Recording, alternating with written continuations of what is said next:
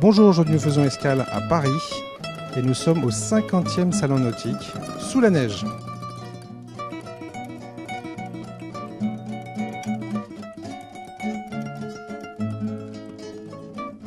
Alors en compagnie de Mathieu. Bonjour Mathieu. Bonjour. Bon, alors on est devant votre bateau là. Oui, un bateau à rame qui a été construit cette année, là, un tout petit bateau à rame qui fait moins de 7 mètres. Et qu'est-ce que vous avez fait avec alors? Eh ben, j'ai traversé la mer de Baffin en partant donc du nord du Groenland le 10 juillet de cette année. J'ai d'abord traversé la mer de Baffin, puis ensuite j'ai fait la moitié du passage du nord-ouest. Donc c'est la voie maritime qui relie l'Atlantique au Pacifique en passant au-dessus des territoires canadiens et Alaska. C'est une vraie démarche environnementale, parce que je vois c'est des rames et...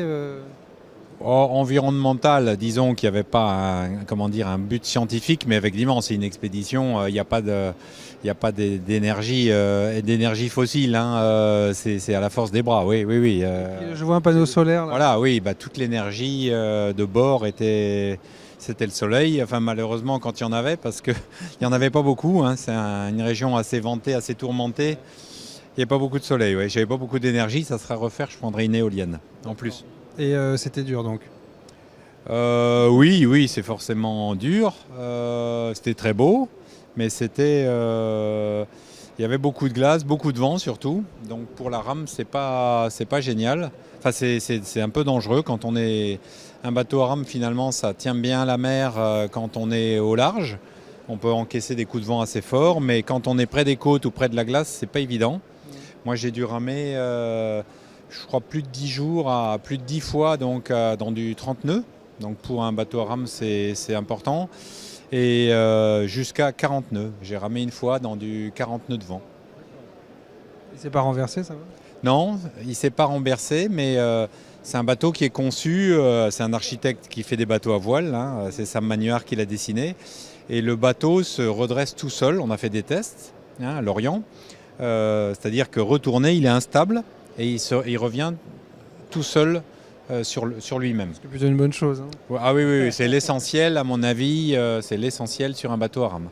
Et vous vous arrêtiez, vous dormiez dedans, tout ça? Voilà, je m'arrêtais, je dormais dedans. Alors quand il y avait trop de glaçons, je tirais mon bateau sur les glaces. C'est pour ça qu'on a fait un bateau très léger, sur lequel il y a des skegs en dessous qui permettent de glisser sur la glace.